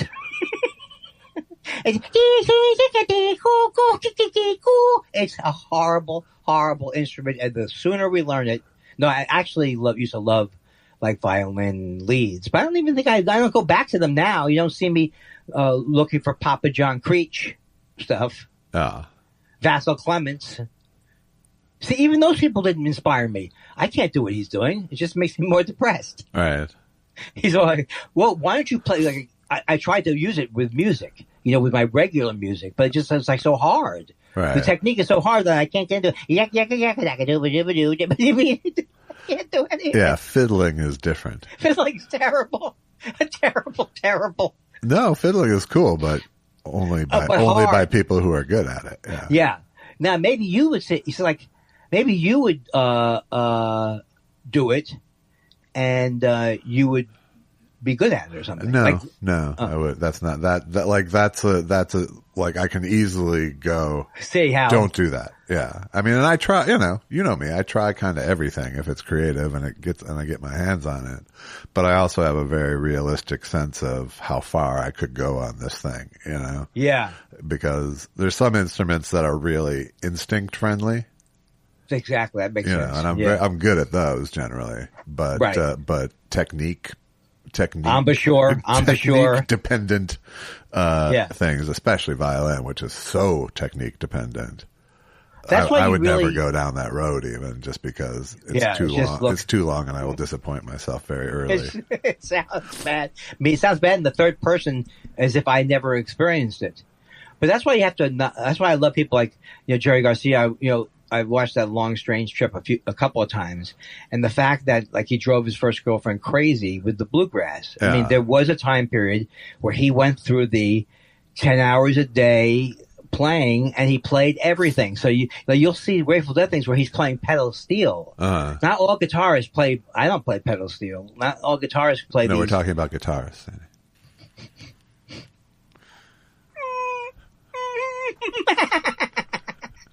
If I wasn't a graduate of Berklee School of Music, I went to a class at Dick Grove Music Workshops. I didn't go. I always confuse those two. Right. Oh, you know what? I'm gobsmacked from that. I think we got to go to questions. I'm not going to recover. We don't have questions. Remember, you changed the show time and day last night when you were drunk. Stephen Elton Ray. That can't be his name.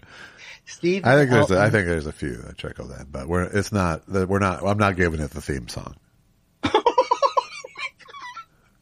You're going to have to go to some kind of D pressurization camp after we, and I'm not hanging up. We're doing this for 10 more years. If I have to outsource the editing to some guy who's not funny, we're going. Tweet It's Bahar. gonna be funny to have an unfunny person edit it just for like coherence, and then return it every week. Right. It's like a 20-minute show each week. Yes, I think that's good. No, I do brush my teeth that often. Well, it sounds right. Next story. Tweet Bahara says, happy birthday to Andy and Susan. Susan is our hero for keeping Andy grounded all these years. Love to all from Austin. Oh, that was so nice. He also was very nice when I gave to Colin Allred. That's weird that she would ground you. What? What did you do? Did you stay out? Well, because what I did was fireworks. Did you crash the car? No, firework. I lit off an M80 in the den. And she said, "You're grounded." I listened to Columbo too loud. BD West says, Andy, growing up, did you ever consider going by your middle name Dave, or were you always happy being called Andy? Sincerely, grandson of an Andy, middle name Dave. From BD West. Well, I'm not. Well, first of all, to me, it was always David. It was like a very formal thing. Andrew David. Right, because Kindler. Someone had to be mad at you to be saying it. And my mother was mad at me. She called me Andrew. She liked the formal, so she could kind of separate from the fact that she was, if I was going to say, hey, aren't you my mother? Andrew, we've talked about this. Here's the names I've always experimented with. And I'd like to be Andrew J. Kind. Or I'd like to be Andrew Kind. Kind of funny? You're kind of funny. That I can see Andrew Kind as being a good comedian name. No, it's not. You just proved it. Or Andy Kind. See, who's that guy who's not funny and he writes for the New Yorker? Like him. Borowitz? Yeah. Like that would be a good name for him. Yeah. Andy Kind. Look, they can't all be gems, Josh. No, they can't all be gems. No, they cannot. Every time you go to me. Don't get your hopes up. Emma Mark says, is this how we tag questions? I forget.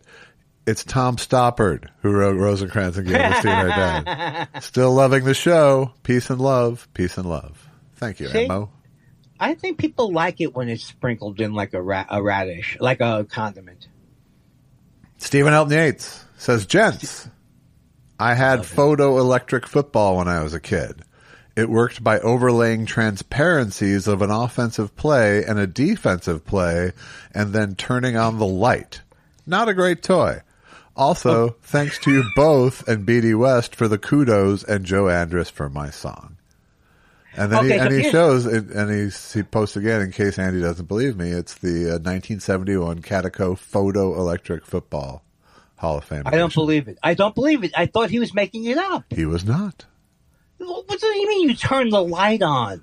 This sounds like something that should have been concerned parents should have got a hold of. Yeah, it was X-raying them. Stephen, I swear to God, I kind of thought that you weren't lying because you don't lie. You really are from an obscure Greek, Orthodox, Lebanese. What is it now? Let me Don Rickles. What are you, Greek Orthodox? But he does, in other words, here's the thing. He always writes humorously. So that's what got me, making me think it was fake. It sounds like a fake toy, doesn't it? It does kind of, yeah. It was the 70s, man. It's the 70s, man. Forget it, Jake. Forget it, Jake. It's the 70s. The guy who came up with it had a bummer acid trip. Is how he came up with it. I'll hit a few emails here. Why don't you? ThoughtSpiralShow@gmail.com. That's ThoughtSpiralShow@gmail.com. I'm not that great at answering them, but send anyway. Dennis Miller of the Sixes. Kathleen Moore wants to say, Tom Stoppard. It must be sad. But people must be enraged. Because usually you should put it in the show notes, is what you should have done. Parush wanted to let us know he's the D-backs fan. Oh, he likes the Diamondbacks? He likes the Diamondbacks, and he says, here's a picture of him in his D-backs hat. Very burly, going with a kind of a graying beard now for Parush. I can't Everyone's grown up so much Parush during this show. He's not 21 anymore? Sad.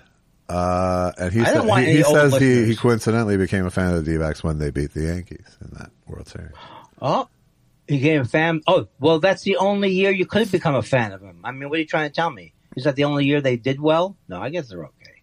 Jeff from WLA says, is that West LA? I think it is. It is West LA. All right. What am I saying? Hello, Josh and Andy. It was so cool hearing from James Adomian last week in the first hour about his special. Could you do the same with Erica Rhodes so she could talk about AGT and RFK if Andy would allow it? LOL. Sincerely, Spyro. Yeah, I don't think it sounds good, right? I think it's a joke, right?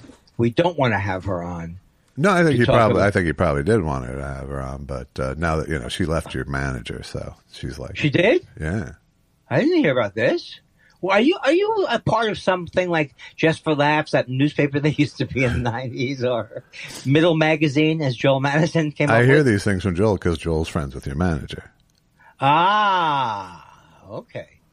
Well, you know what? I'm glad they're no longer. I don't cotton to what she was doing with the RFK thing. I don't think she'd be comfortable coming on because of the. Yeah, I don't want her on with the RFK thing. Why would you do a thing for Hitler? See, I go straight to Hitler. Unbelievable. 0 to Hitler. Here's a long one. Do you want to do that or? Yes. Right. Where do you think? Where is it written that the Jewish guy doesn't want to do the thing? All right. Daniel Bird Doctor says, "Hi guys, the friend who put me onto your show says you don't really read out questions or emails anymore, and maybe you wouldn't this one anyways. I've been meaning to send this for months. Earlier this year, my partner of 5 years and I broke up, and she moved out. I was living in fucking Newfoundland of all places. I'm from Buffalo, and my only connections there were her and my work friends.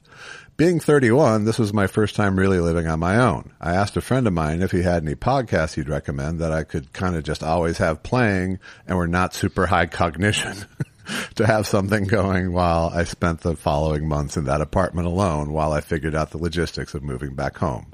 He recommended Thought Spiral.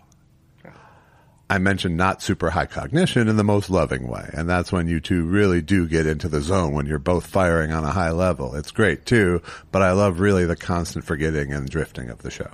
That's so cool. I enjoy that. But so anyways, you two became my almost constant companions during those months. I started on episode 33 just to pick an early but not too early spot to start. I think now I'm on 108.